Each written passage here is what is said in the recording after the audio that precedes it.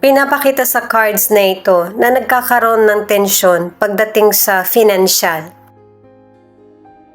Pwedeng pamana, ari-arian ng pamilya. Ang ilan naman yung kakulangan sa financial ang pinapakitang problem. Mahirap man itong gawin, kailangan makipag-negotiate sa family or sa person.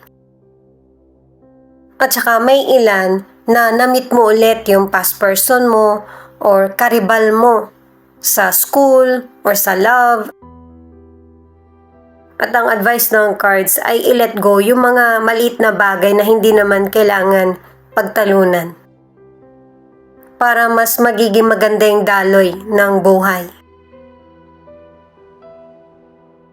Sa career o negosyo, ang ilan sa inyo na ipapamana sa iyo ng family mo or ng boss mo yung posisyon. Dahil sa nakikita sa iyong kasipagan, determinasyon na gusto mo yung ginagawa mo. Yun nga lang, may ilang person